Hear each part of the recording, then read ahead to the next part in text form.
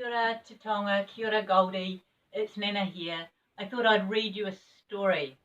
I'm reading you a story in the bedroom that you stay in when you come to Nana and Granddad. So I'm going to read you a story, and it's from a book called The Faraway Tree Stories. And Goldie, when your papa, Tyrone, was a little boy, and Te Tonga, when your mum, Bridie, was a little girl, I used to read them this story. And Uncle Gabriel, he loved these stories. So I thought what I would do is read you a story, and then I'll stop halfway through the story so that you can go and have a walk or have a drink of water or play with your dolls or something else. And then I'll read you another bit of the story. So when you're ready to listen to me again, you can turn me back on, okay? So, and Molly's down there listening as well. Granddad, can you show them Molly? He's listening to the story. And if you're wondering where Granddad is, he's the one who's filming. That's Granddad's hand there. He's waving to you to say g'day.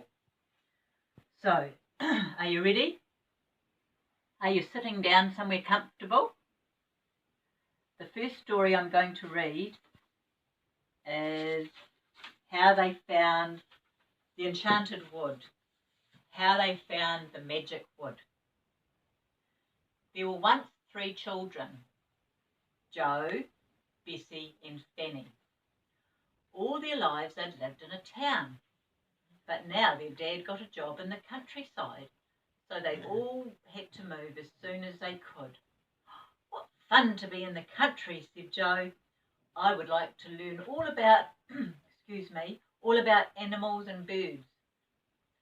And Bessie said, oh, I'm going to pick lots of flowers, as many flowers as I want to.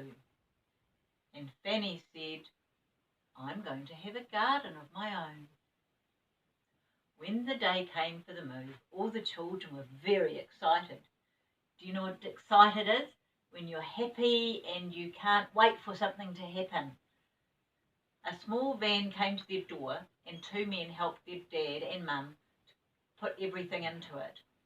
And when it was full, the van drove away and the children put on their coats and hats to go with their dad and mum and catch a train to the station. Hooray, now we're off, cried Joe. Hoo-hoo, the country, sang Bessie. We might see fairies there, said Fanny. The train whistled and chuffed out of the station.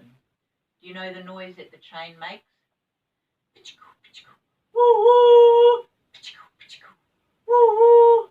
Granddad, do you know what noise a train makes?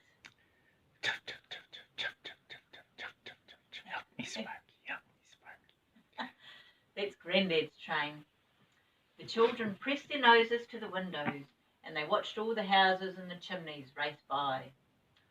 How lovely it would be to be in the country with flowers growing everywhere and birds singing.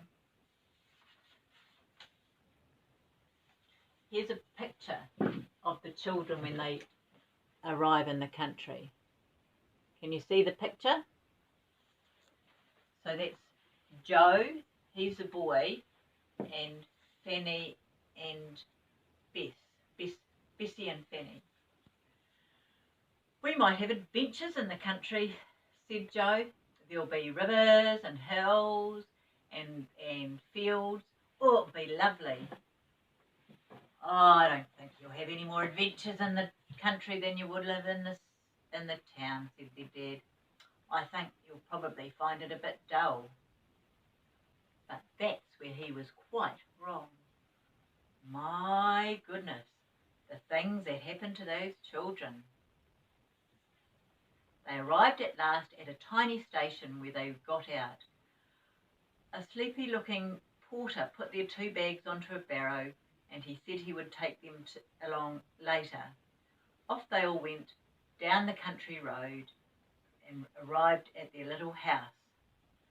So I'm going to stop there and then you can have a wee relax, or you could go and do play, or you could have a drink of water, or you could do something else. and then I'll finish the next part of the story soon. Okay. See you soon.